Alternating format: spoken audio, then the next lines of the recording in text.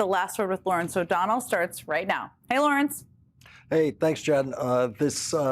The intersection of the Epstein files and the Hegseth story are something that leaves you wondering, is Donald Trump grateful for the Hegseth story to distract attention from the Epstein files?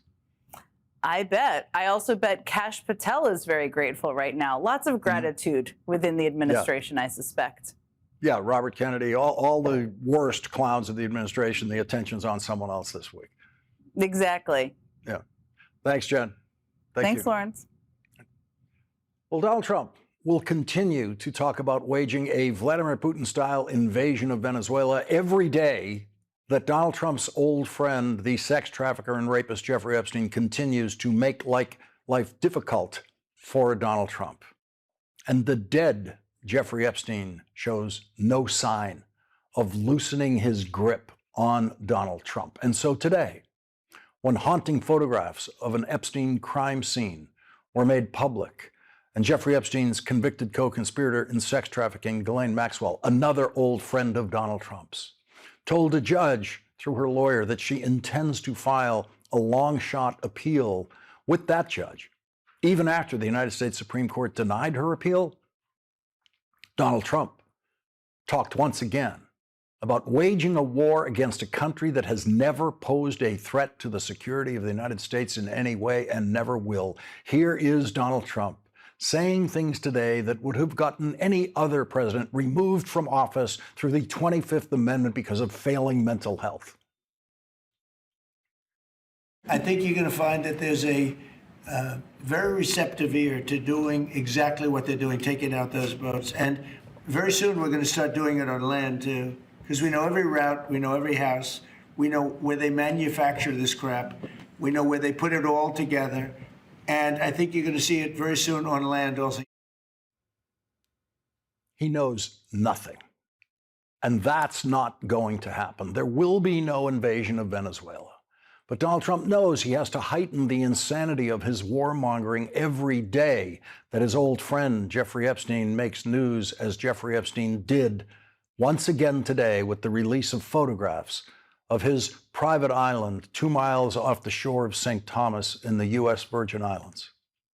The photographs, in and of themselves, don't reveal anything significant yet or anything that we can easily interpret yet. But we know the kind of suffering that occurred on Jeffrey Epstein's island, where he brought girls as young as 11 years old to rape them during the years he was Donald Trump's closest friend. A lawsuit filed by the Attorney General of the Virgin Islands said this: Epstein used his wealth and power to create the Epstein enterprise, which engaged in a pattern of criminal activity in the Virgin Islands by repeatedly procuring and subjecting underage girls and young women to unlawful sexual conduct, sex trafficking, and forced labor. The Epstein enterprise engaged in a pattern of criminal activity in the Virgin Islands and elsewhere with the criminal purpose and goal of placing a steady supply of vulnerable female children and young women into sexual servitude in service of Epstein's desires and those of his associates. The Epstein enterprise maintained and made available young women and underage girls for the purpose of engaging them in forced labor and sexual activities, and use coercion and deception to procure, abuse, and harbor its victims.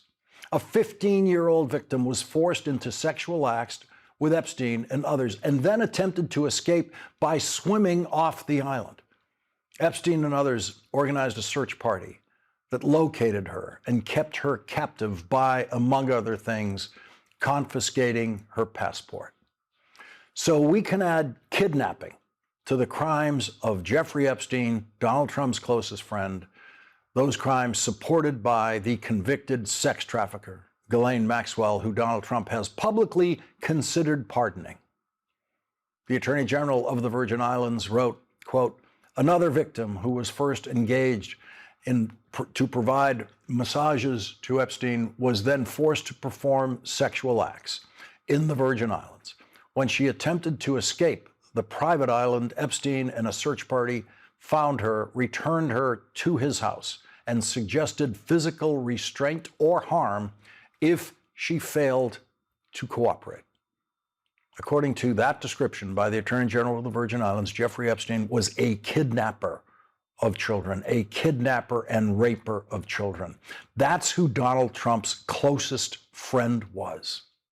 Trapped them on an island when they desperately try to escape, desperately trying to find a way to cross that 2 miles of high current, difficult ocean between Epstein Island and St. Thomas, a swim that could cost them their lives. Jeffrey Epstein captures them, confiscates the passport. And Donald Trump and his Attorney General have spent the year telling people there is nothing to see in the Epstein files, nothing. There is no reason to release the Justice Department and the FBI's investigative file on Jeffrey Epstein and his criminal co-conspirator, Ghislaine Maxwell. The Democrats on the House Oversight Committee released the photographs of Epstein Island today. They said they released the photographs in the interest of transparency. Unlike Donald Trump and his Attorney General and his FBI director, Democrats on the House Oversight Committee want people to know what they are finding and what they are seeing when material is turned over to them from the Epstein estate and through other subpoenas they have served on financial institutions. The committee has received financial records from JP Morgan and Deutsche Bank, and the Democrats on the committee might be releasing some of that material after they have thoroughly examined it. And when they do, Donald Trump will once again threaten Venezuela or threaten immigrants in this country or in some other desperate and often hateful way, try to use other people to distract attention from what his close friend, Jeffrey Epstein, did to that 15-year-old girl who tried to escape from his island, tried to swim for her life, and what Jeffrey Epstein did to the 11-year-old girl he brought to that island.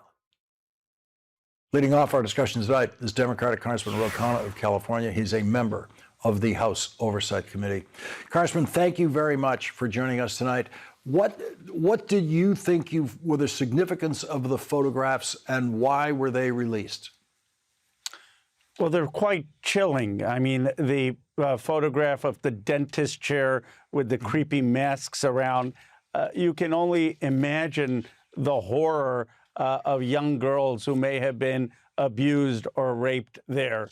These are all photographs that we got from the Epstein estate, of course, started on the tip from Bradley Edwards on your show. And we're releasing them to help put pressure on the Justice Department, saying there are many more of these photographs. We know that from the survivors. In 16 days, make sure you release all the photographs, all the files protecting victims' identities, but everything else needs to be released. Why, given that there's a law saying that the files must be released to you, why haven't they been released already? Well, technically they have until 16 days, but Attorney General Pam Bondi has refused to meet with Thomas Massie, myself, Senator Merkley, and Senator Murkowski. We've requested a meeting to understand what their process is for releasing things. This is highly unusual that they would not meet with the authors of the bill in the House and the co-sponsors in the Senate to discuss release. Now, they will face criminal penalties, the career Justice Department officials involved, if they are not complying with the law. But as you know, Lawrence, this administration doesn't comply with the law, so it's going to require continued vigilance to make sure that they actually release these files. What might we expect to see from what your committee is discovering in the coming days? We're going to see a lot more of the financial documents. One of the questions that keeps coming up, how is Epstein worth $500 million? How is he getting paid? Senator Wyden has done extraordinary work on this. We are getting more records from JP Morgan that the lawyers are going through, more bank records, and that may shed light on some of the other rich and powerful men who either covered up for Epstein or were involved in visiting the rape island. And will we be able to figure out really how Jeffrey Epstein did amass his wealth through the records you're obtaining? I do. I believe both in our work and the work that I just want to credit Senator Wyden for doing collectively, we will be able to piece that together. Who was paying him? Why were they paying him? What was their interest? There are a lot of unanswered questions. And there was, in addition to the most horrific crimes, which are the abuse of these survivors, there are a lot of financial crimes that I do think also will be discovered. And our committee is committed to that. And that is also part of the release that the Epstein Transparency Act calls for documents related to those financial crimes. So as you go through the information that you're collecting at the committee, there must be a sense beyond the borders of a document that you might be looking at any given moment, what a federal criminal investigation with their special investigative powers could have obtained to fill out and expand the information you might be seeing on one piece of paper. Do you feel yourself in the presence of indicators like that about what is likely to be in the Epstein files in the federal investigative file? Well, what we do know is that there are a lot more pictures of the Epstein estate. There are pictures of other people who visited the island. We know this from the survivors. We know this from some of the things that we're getting from the Epstein estate. We know that there are a lot of witness interview memorandum of other men who either trafficked in women or visited that island that need to be released. And on the finances, there is just a slew of documents that were flagged as suspicious by the government that we are working on getting from the Treasury Department. So what do you have any sense of what the Attorney General might try to hold back when the deadline comes, given what she's under an order to hand over?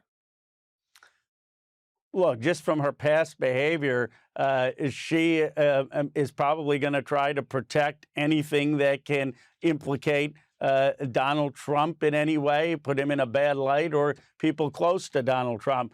The problem she has is that there are a lot of independent sources of these documents. The fact that there is the Epstein estate releasing these documents, she has to be careful not to release something that would contradict what we're getting from the Epstein estate or that would expose that she selectively withheld documents. There are people from Biden's Justice Department who've seen these files. They're the lawyers of the survivors who have seen these files. But this is going to be a continued fight for public transparency with this Justice Department. I will be pleasantly surprised if they release all of it. My guess is we will get a substantive release. We will get some information, but this is going to be an ongoing struggle to get them to comply with the law that was passed. So one of the dimensions of the coverage of this issue for this program, the principal focus has been on what these crimes actually are and the harm actually done to the victims in this story who are now survivors and the lives they've had to try to put together as a result of all of this.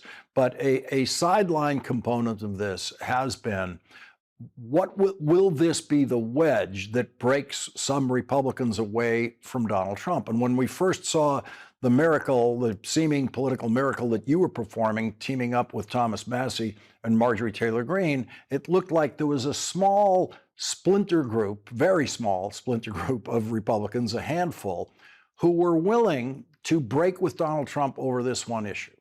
By the time you got to a vote in the House of Representatives and in the Senate, it was unanimous, which I couldn't possibly have seen coming when you started this legislative crusade.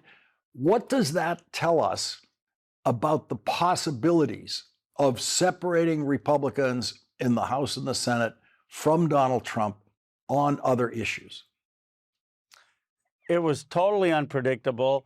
The biggest tell for me on Donald Trump's weakening hold on Republicans were the weekend before we had the vote, when Thomas Massie and I had almost 70 Republicans lined up to vote for our bill, which was ultimately a Democratic bill, in defiance of the president. So much so that the president had to flip and say, okay, I'll just sign the bill and get it through the Senate. He flipped his own position. He abandoned his own Speaker of the House. And now you see Republicans seeing that they can win standing up to Donald Trump. So you see more courage in them speaking out against these unconstitutional strikes in Venezuela. You see more Republicans speaking out against the tariffs, more Republicans saying that Donald Trump isn't focused on affordability. And you really see him exhibiting signs of being a lame duck for the first time. It is a true splinter. Carson Ro Khanna, thank you very much for starting off our coverage tonight. Thank you, Lawrence. Thank you.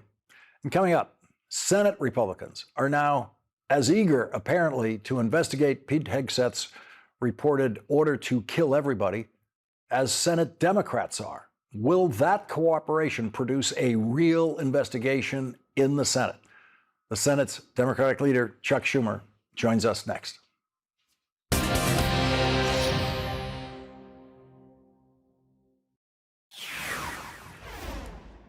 Today, the man who Marco Rubio used to call a con man said this about Americans' worries about affordability.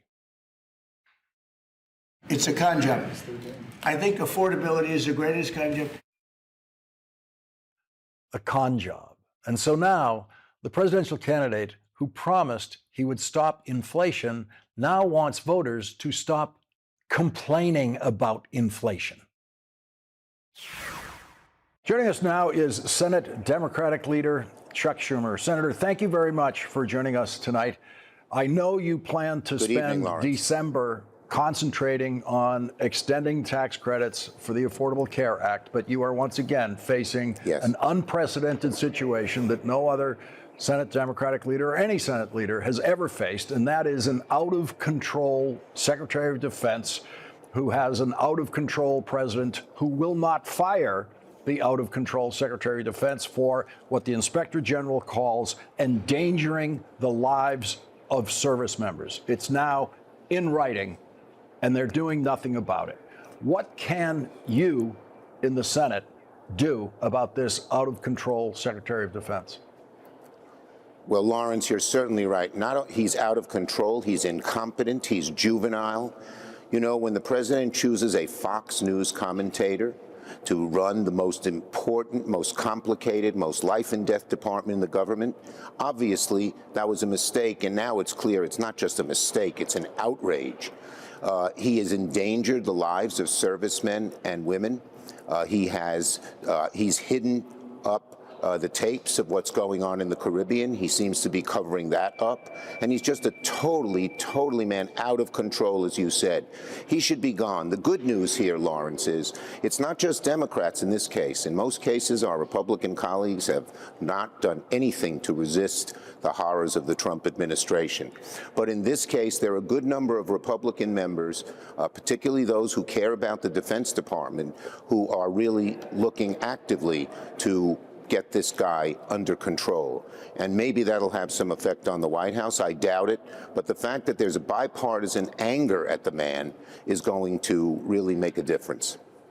He's also now accused of murder on these small boats in the Caribbean, where in the process of those missile strikes, they destroy every bit of the evidence about who those people were on the boats, every bit of the evidence of what might have been on the boats. And this situation, again, has not yet been investigated by the Inspector General, but is it likely that the Senate will investigate that? Yes, on this one, Senator Wicker, the Republican head of the Armed Services Committee, as well as Senator Reid, have demanded that these videos be released. What the hell is Hegseth covering up? He's lied about it. He's been contradicted by the president's press secretary about it, and yet he says he did nothing wrong. Well, prove it, Hegseth. Prove it. Make those videotapes available, and everyone will be able to see what happened. Most people, when you look at how desperately he's covering this up, know that he didn't do the right thing at all. If the Democrats, as they seem to be on track to do, win back at least the House of Representatives next year, if Pete Hegseth is still Secretary of Defense, would you expect the House of Representatives to impeach him? Look, he has done so many horrible things. One's not going to pre-guess what would happen if we take back the House and take back the Senate, which, by the way, Lawrence, looks much more likely when you see the election results in November, yesterday in Tennessee and in the rest of the country. But obviously, Hegseth will be somebody who should have to go, has to go. He is an outrage, just an outrage. To the subsidies for the Affordable Care Act, what is your plan this month in the Senate? Well, we're going to have a vote next week, and we will see who's on the American people's side and who isn't. Democrats are united. We are fighting to reduce people's health care costs, to prevent this dramatic increase in health care premiums going up $500, $1,000 for average American families. And Lawrence, it's not just those on ACA, as badly as they will be hurt. It is also people who are not on ACA whose premiums are going way up. So there will be a vote. And if the Republicans want to be on the American people's side, they got to step up to the plate and vote yes on our proposal. We believe that what we have done will prevent these premiums from going up by extending the credits, and Republicans have a chance to show they're on the American people's side. But if they vote no, all of America is going to know that Republican Party is for raising these premiums, preventing people's costs from going up, and not on the people's side, but on the interests of the insurance companies and the big special interests. This was a big issue in that Tennessee special election campaign that we saw last night. That was a 22% victory for Republicans the last time they ran there last year. That was cut in half by a Democrat who was saying exactly what you just said. Is that the model for Democrats running in November if these subsidies have not been extended? Yes. Look, Americans are just angry that their costs of all these things that are so important and necessities in life, healthcare, housing, electricity, groceries, are going way up. And healthcare is the tip of the spear. It's going up the most dramatically. People care about it because you don't want your child, your spouse, yourself not to have health care, which will happen to millions, and millions of others will get much less coverage. So this is going to be one of the major issues throughout 2026 and into the 2026 election. And Republicans have been resisting this, and they're stuck. They're busy, Lawrence. They don't even know what to do. They're busy fighting with each other. They can't even come up with a plan. So Democrats are fighting to keep costs down, and Republicans are fighting with each other.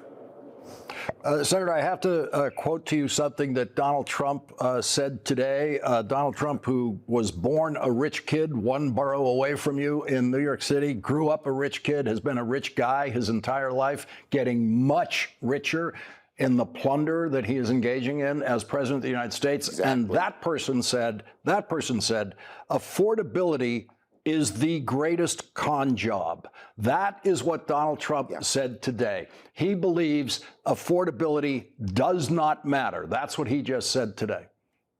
Lawrence, he is in such an effing bubble that he doesn't even know what average people go through. He's a billionaire. He doesn't worry about paying for groceries. I don't know if he's ever been in a grocery store, in a supermarket.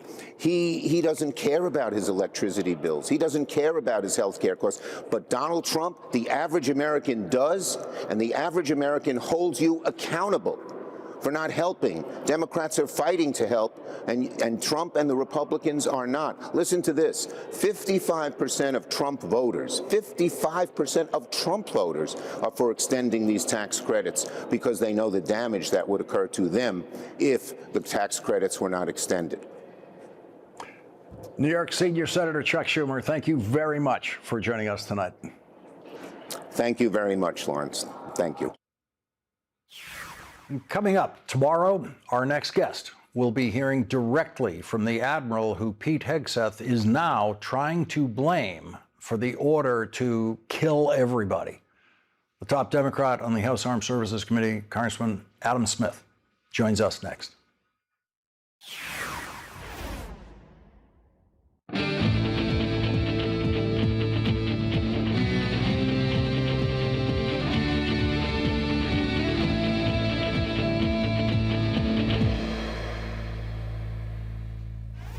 According to the Trump method of governing, Stephen A. Stebbins will be fired any minute now. Stephen Stebbins is the acting Inspector General for the Defense Department, and he has issued a report that will be made public tomorrow saying that the most incompetent and unqualified Secretary of Defense in history, chosen by Donald Trump, has endangered the American military and put their security at risk. Pete Hegseth did that by sharing a group chat about an airstrike in Yemen on an unofficial and insecure communication tool that was so insecure, reporter Jeffrey Goldberg was famously included in that group chat, something that Jeffrey Goldberg could not believe was happening as it was unfolding on his phone. No Defense Department Inspector General in history has found that a Secretary of Defense has endangered the military by recklessly communicating the details of a military attack. Any other Secretary of Defense would have been fired as soon as that became public in March. But in Donald Trump's government, it's the inspectors general who get fired. Donald Trump fired almost all of them in every department soon after he was inaugurated this year. That's why Stephen Stebbins, who had a long career in the military, reaching the rank of colonel, became the acting Inspector General this year after 10 years of civilian service in the Inspector General's office. Pete Hegseth refused to cooperate with the Inspector General's investigation. Pete Hegseth will surely try to ignore an Inspector General's investigation over the Washington Post's reporting that he issued a spoken order to kill everybody in small boats with missiles that cost $250,000 per shot to destroy boats that are not as big as the missiles themselves. Missiles that destroy all of the evidence on those boats. Missiles that are targeted missiles that are intended by Pete Hegseth, according to the Washington Post reporting, to, quote, kill everybody, including survivors who are clinging to the wreckage of those boats. No one in the United States military, from the Secretary of Defense to the lowest ranking member of the military, has the legal authority to kill anyone clinging to the wreckage of a vessel at sea. That has always been adjudged a war crime, including in trials, war crime trials after World War II. That has always been adjudged to simply be murder. Joining us now is Democratic Congressman Adam Smith of Washington. He's the top Democrat on the House Armed Services Committee. Congressman Smith, you have a couple of things now to contend with on Pete Hegseth. Let's go first to the Inspector General's report and what you see in that. Well, I think the most important thing is what you said. It concludes that Secretary Hegseth placed the lives of our service members at risk in the middle of a mission. Now, it's also interesting that Pete Hegseth's response to this thus far has been to say, totally exonerated, everything's fine. And that's the really interesting part about this. I mean, it's beyond ridiculous that the Secretary of Defense was sharing this information on a group chat. But ever since it came out, Pete Hegseth has acted like just fine, nothing to see here, no problems. He has no intention of changing this behavior that placed service members at risk. I also think it's worth noting he's bragging and said, oh, no classified information. I think people need to understand that what the report concluded was all of the information that went to Hegseth was in fact classified. The only reason they can't determine that he released classified information was because he has the authority to declassify it, which he didn't actually do, but he's claiming he declassified it in his mind before he said it. So he absolutely released classified information and endangered our troops, and he's never taken any responsibility for that. Never said, okay, yeah, shouldn't have done that, we're going to fix that. And that makes him even more dangerous going forward. And needless to say, any other president would have immediately fired anyone in the Defense Department who did that. Absolutely. Now, I mean, look, at any level in the military, you would have been subject to immediate disciplinary action and depending on what the actual facts were, possible court-martial. So for the head of the department to face no repercussions whatsoever, yeah, this is an egregious mistake that has gone completely unaddressed. We're now learning in reporting for the Wall Street Journal that Admiral Alvin Halsey was asked, apparently, by Pete Hegseth to resign. This was after that September 2nd attack in the Caribbean that has now become the focus of this latest Pete Hegseth possible crime. Yeah. No, and look, I mean, there's the specific boat strike on September 2nd is troubling for the reasons the Washington Post reported. And we still have to get the facts. As you mentioned, I'm going to have the opportunity to meet with Admiral Bradley tomorrow, and we'll finally get those facts. It's worth noting that Secretary Hegseth, this White House, and Department of Defense could release this. They could show us the video. They could release the information. They haven't done that. Instead, they've had an ever-changing story about exactly what happened. Remember the first report, oh, fake news, Washington Post making it up. And then it was like, yes, the strike happened, but he did it. Admiral Bradley did it, a classic CYA move that is really upsetting a lot of people at the Pentagon when they see their civilian leadership abandon them in this situation. So we need the facts. We need to know exactly what happened. But even beyond that strike, it appears that Admiral Halsey was troubled by the mission itself. Because, okay, 2 people clinging to the side of a boat, survivors of the strike, clearly not a threat. But even before then, when they were on the boat, carrying cocaine, probably not destined for the United States, thousands of miles away from the United States, not attacking any U.S. person, not attacking the U.S. military. What's the threat there that warrants the use of lethal force? That is a question that also has not been adequately answered. And it seems pretty clear that Admiral Halsey, as the guy in charge of that area of responsibility, was troubled by those orders. When Admiral Bradley tomorrow is speaking to a closed-door session of your committee, is that how it's going to work? Well, no, it's a closed-door session, actually just 4 of us at the moment, Chair and Ranking House and Senate. And it is a classified closed-door meeting, yes. And so in that setting, would you be in a position to get every answer you would want to get from him? I should be, but you don't know. And look, I have met with Admiral Bradley before. I have an incredible amount of admiration for him. I've worked very closely with Special Operations Command for years. I know a lot of service members there, all of whom speak very highly of Admiral Bradley. I have no reason to believe that he won't be forthcoming. Secretary Hegseth clearly has not been forthcoming. But yes, I am optimistic he'll answer the question. Question number 1 is what actually happened? You know, what were the rules of engagement? Who gave the orders? And how many shots were fired under what circumstances and why? We need those basic facts as a starting point. The Washington Post reporting, the initial reporting on this story, seems to indicate that Admiral Bradley did pass on the Pete Hegseth order to kill everybody. Well, that's the first thing we got to figure out here. Now Hegseth, and it was really interesting at that White House press conference when the press secretary, Leavitt, read a very carefully worded statement that, that basically said Pete Hegseth did not give the order. This was an order given by Admiral Bradley, and that was the classic, hey, not me, him. But there are rules of engagement going into this to begin with, and those rules of engagement would have to come from Secretary Hegseth. So Admiral Bradley, if he was operating on those, what were those rules of engagement that Secretary Hegseth gave? And by the way, in a normal White House, in a transparent White House, they would answer that question. It's an obvious question. They would say, no, the Washington Post story is incorrect. Here is what we gave for rules of engagement. They haven't done that. They've just done what Secretary Hegseth and Donald Trump do all the time. This is probably why Trump likes Hegseth so much. They just insult people. They don't answer questions. Just say, fake news, you're awful, terrible left-wing people who don't care about our troops. Yeah, okay, fine. Answer the question. What were the rules of engagement and what actually happened? If you've got nothing to hide, don't hide anything. Congressman Adam Smith, thank you very much for joining us tonight. Thanks, Lawrence. Thank you. And coming up, a future possible Madam President will join us. That's next.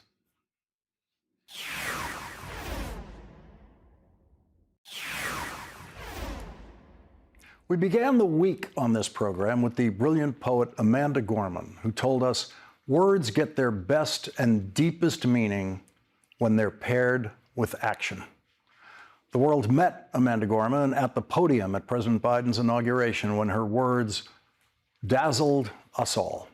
She is now pairing her words with action as a UNICEF ambassador. Amanda Gorman will be traveling the world with UNICEF, bringing help and hope to children who need both help and hope. After her appearance on the show, Amanda Gorman signed a copy of her book, Girls on the Rise, which I will bring with me the next time I'm in Malawi so I can give it to a school library where the girls on the rise are there thanks to you. Girls like Anastasia Gauzy. My name is Anastasia Gauzy, and I'm in Form 2. And when I finish my studies, I want to become a lawyer.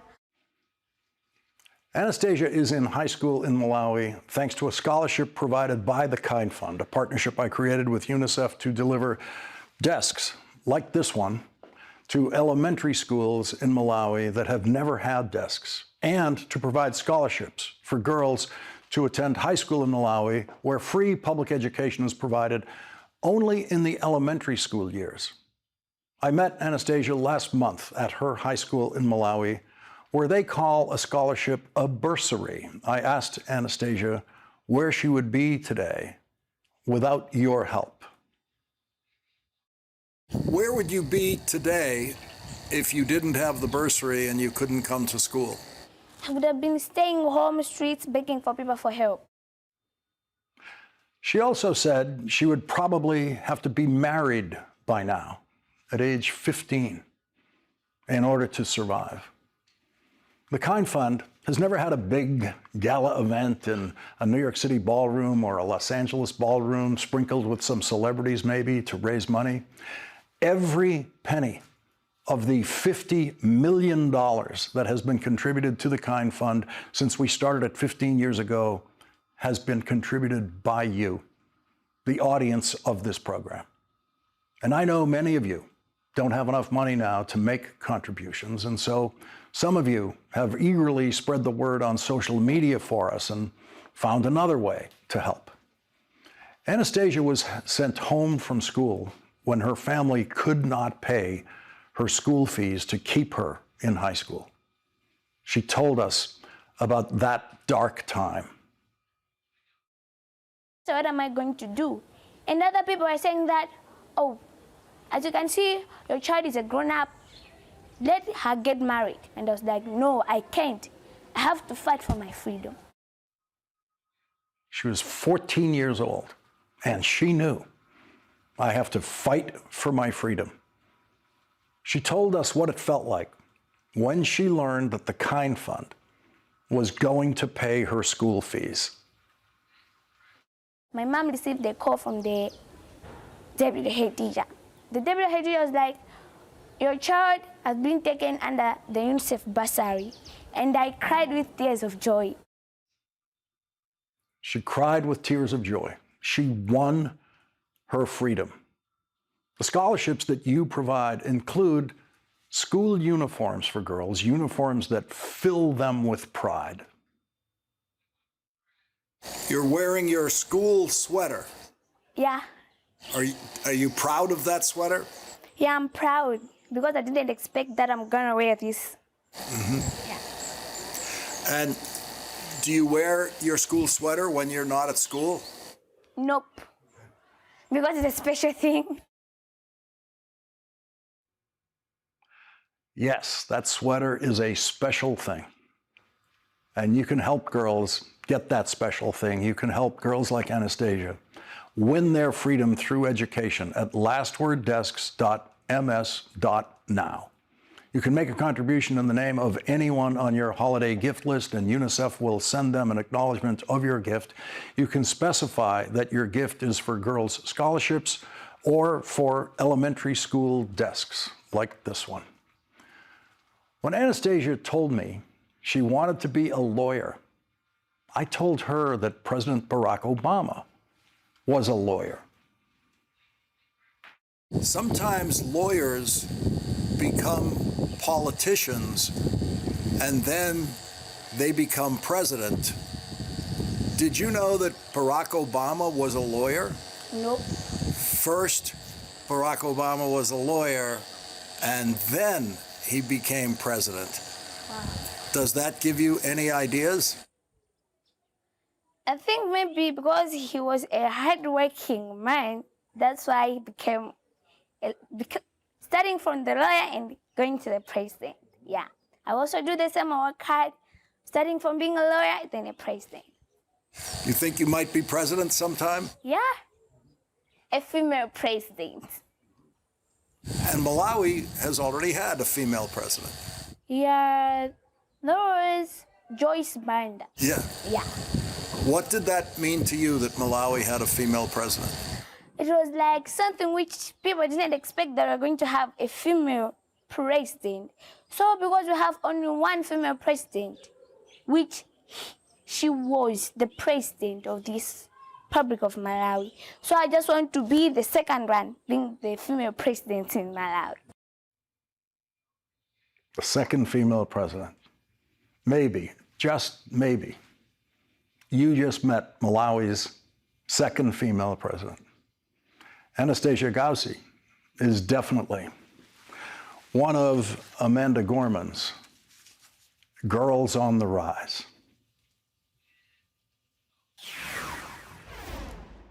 Kind Fund Scholarship student Anastasia Gauci, who just might be on her way to becoming Malawi's second female president, gets tonight's last word.